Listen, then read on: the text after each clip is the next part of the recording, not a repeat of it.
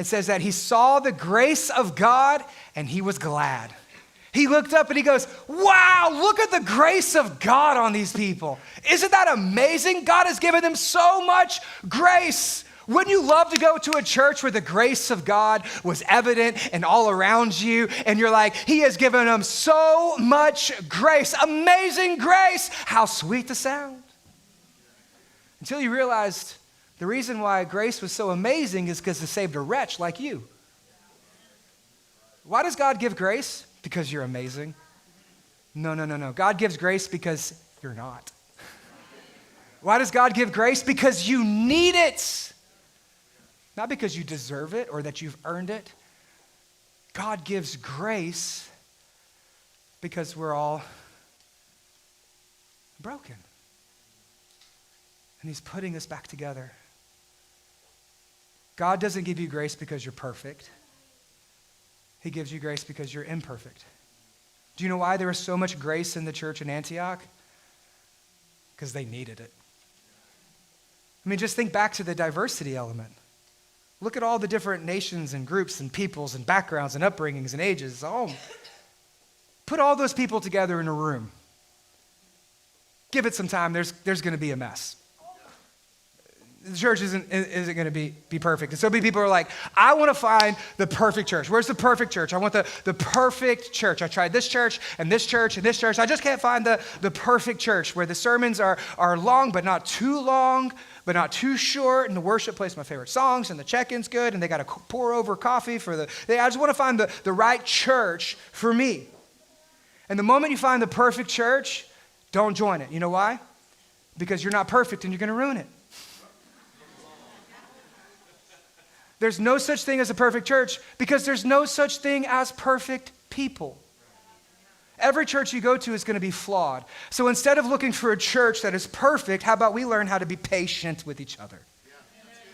That we walk with each other through the ups and downs, the highs and lows. Like we are patient with each other because God knows that he's given us so much grace. We should show that same grace to others who are in their journey as well. We want to be patient with people as they are walking with Jesus. He gives grace because we are not perfect. And so he looks and he says, I'm going to focus on the good rather than focus on the bad. Listen, it doesn't take a prophet to point out everything that's wrong in the church. Like you could just walk in and be like, I don't like that, this needs to be fixed, and I don't like that, disagree with that. Okay. It doesn't take a prophet to point out the things that are wrong in the church, but it does take a person who is patient and who is humble and who is prayerful and who can see the good and bring it out and call it into the future existence of that church. That's what God is looking for, that we would be patient with one another. That God would show us grace. And here's the way that I say it, is that I love you guys. I give my whole life to you. Me and Ashley, we moved here. We dedicated our life to serving you. But here's the reality is that sometimes the church is messy and sometimes y'all are messy too. I mean, I know the stories. I know a lot of the things that people are coming in from and walking out of. I know that, some of you this week, the word divorce was mentioned in a conversation with your spouse. I know that you're battling secret addictions, that you're not telling your small group leader, whether it's alcohol, drug addiction, pornography addiction, and then all of a sudden you finally get the strength to be able to say, I need help.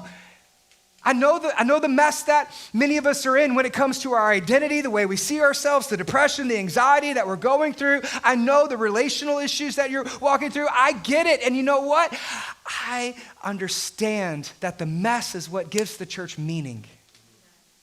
Because I don't want to go to a perfect church. I want to go to a church with a little bit of grime on it. I want to go to a church that has real stories of real people who are meeting a real God and their lives are being really impacted.